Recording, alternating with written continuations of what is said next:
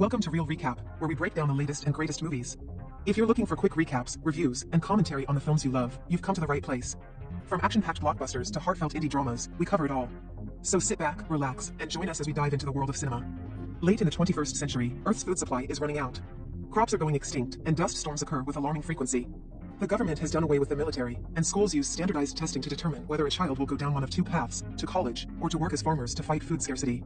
Former pilot Cooper is one of many of these farmers, but he still has nightmares about his time as a pilot, especially the day he almost crashed on his jet. His wife died of a brain cyst that wasn't found because MRI machines are no longer made, so now he has to take care of his children Murph and Tom with the help of their maternal grandfather Donald. Lately, Murph has been visited by what she calls a ghost in her bedroom.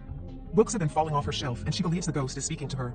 However, Cooper tells her that ghosts aren't real and that she must use science to figure out what is actually happening. From then on, Murph writes down the position of the books that fall to figure out if it's Morse code. One morning when Copper is taking the kids to school, they have to stop the truck when they get a flat tire. While they work on changing it, they're shocked to suddenly see a drone flying above them. Desperate to follow it, Cooper pushes the family back into the truck and drives with the tire still flat. They leave the road and cross the harvest field, where Cooper gives Tom the wheel so he can take out his computer and try to hack the drone. After a long chase, Tom is forced to stop the truck when they reach a high cliff edge, but fortunately, Cooper has managed to gain control of the drone and makes it come back. Then they proceed to pull the pieces apart so they can use them for repairs at home. One day, the family is enjoying a baseball game when suddenly sirens start wailing, and the public notices a huge sandstorm approaching. Everyone puts on their masks and goggles and drives through the sand doing their best not to run over the running citizens everywhere. When they make it home, they rush to close the window to Murph's room, and Cooper's shocked to notice the sand left behind some kind of code on the floor. Cooper spends many hours figuring it out and realizes it isn't a ghost, it's a strange gravitational anomaly. It's not Morse either, it's binary, and Cooper translates it to reveal a set of coordinates. Immediately Cooper takes his truck to visit those coordinates and tells Murph she can't come, but she sneaks into the vehicle without him noticing. When night falls, they make it to an unknown area, and Cooper cuts down the gate blocking them. A flashlight suddenly turns on, and a voice threatens Cooper before tossing him. Seconds later, Cooper wakes up inside the building and is interrogated by TARS, a tactical robot. Then Dr. Amelia enters the room and Cooper recognizes her as the daughter of the famous scientist. Amelia leads Cooper to a conference room where Amelia's father Professor Brand and Murph are hanging out with some important men. After Cooper explains how they found the place, the group reveals they're NASA and opens a panel to show they're building a real rocket ship. As he shows Cooper around the labs, Brand explains that he knows society doesn't support funding for space exploration anymore because of the famine. However, they've changed their work to find a solution to the food shortage.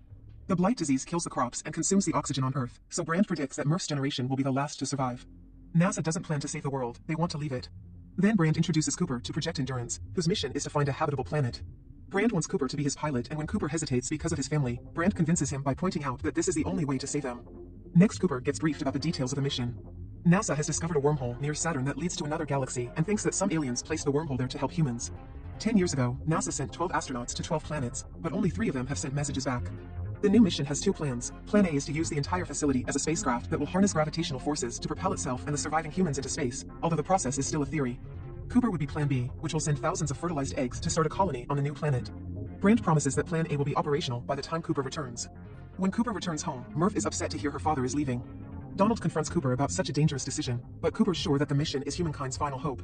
The next morning, Cooper talks to Murph, saying that he's only doing this for her and Tom. Murph is still angry and tries to change his mind, showing him that she deciphered the ghost's message and it says stay. Cooper doesn't listen and has a goodbye gift. He gives her a watch, telling her that time and space is slower than on Earth and that they may be the same age when he returns. Sadly, Murph throws it away in anger. Afterward, he says goodbye to the rest of the family and drives away, so by the time Murph finally comes out, it's too late.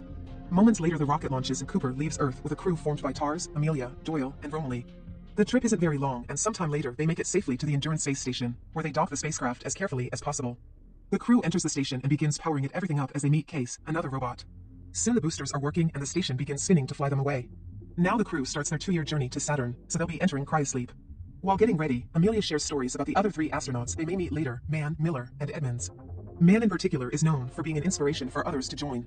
Later, Cooper asks TARS if Amelia has a relationship with Dr. Edmonds, but TARS is programmed not to disclose sensitive information. Before going to sleep, Cooper sends a video message back to Earth, but when Brand takes it to the family, Murph isn't interested. Brand talks to Donald and offers to take Murph under his wing.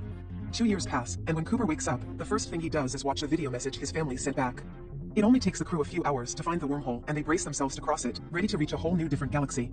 The spacecraft shakes during the whole trip because of the crazy speed, and Amelia swears she sees a distortion that looks like an arm. She assumes it's one of the aliens that put the wormhole there and reaches back, saying it's the first handshake. Just a few moments later, the spacecraft stabilizes and flies calmly again. They discover there are 3 planets orbiting a wormhole known as Gargantua, the same 3 the previous astronauts visited. An hour on one of these planets equals 7 years on Earth, and soon an argument ensues. Doyle wants to proceed with Plan B and let everyone on Earth die, so Cooper proposes a middle ground. The spacecraft will travel to the opposite side of Gargantua so that their time won't get affected when they land. The crew agrees to this, and Case comes along to the expedition on the ship while Romilly stays in the station waiting for their return. As the ship approaches the planet, it begins experiencing heavy turbulence. Cooper uses all his pilot skills to guide the ship carefully, pulling a special maneuver to land safely on the vast surface of the water. Cooper stays in the ship while Doyle and Amelia go exploring with Case, discovering that the planet has 110% Earth gravity. As they walk around, Case finds debris from Dr. Miller's beacon, so they try to find the rest of the wreckage, thinking they're walking towards the mountains. However, Cooper realizes that the mountains are actually giant waves and one is coming after them. Amelia ignores it because she wants to find Miller's data, but when she does, she falls as she tries to grab it. Case transforms into a wheel and saves her, bringing her back to the ship. Doyle tries to rush back too, but when he's about to enter, the waves carry him away before flooding the interior of the ship. The crew gets tossed around inside as waves shake the ship all over the place. Eventually, the wave stops, and although the ship floats calmly, it's also heavily damaged. A furious Cooper snaps at Amelia for wasting their time. Now they've lost Doyle and a whole decade back on Earth. Amelia says that Dr. Miller probably landed on the planet hours ago due to the time difference, explaining why the wreckage was somewhat intact. At that moment, another giant wave appears and is about to hit them again. Cooper immediately returns to the controls and concentrates on activating the ship, expertly flying around the wave to get them out of the planet safely. When they return to the station, they discover 23 years have passed for Romilly. He's learned all he can from the black holes, but couldn't send his research to Earth. A sad and desperate Cooper rushes to the messages the station received and watches 23 years of videos of his son growing up and forming his own family. Tom is now an adult, and he explains Donald died, so they buried him with their mom. He also says Murph has grown distant and he's accepting Cooper isn't coming back, so this is his last message. Afterward, there's a video from adult Murph, who insults her dad for leaving and points out they're now the same age. Back on Earth, Murph hangs up and goes back to work. It turns out Murph is now working with NASA too, and she wants to finish Rand's theory to help save the world. After staring at the board for a while, she realizes that they've been looking at the equation all wrong. Rand knows this, but he doesn't explain why he won't change it. In the Endurance, the crew discusses what planet to visit next. Amelia wants to go to Edmonds, who stopped transmitting some time ago, but Cooper thinks Mans is a better choice because he's still active. Before Romilly can vote, Cooper tells him about Amelia's bias because she's in a relationship with Edmund. Instead of denying it, Amelia says the idea of their love is more than enough of a reason for them to choose Edmund.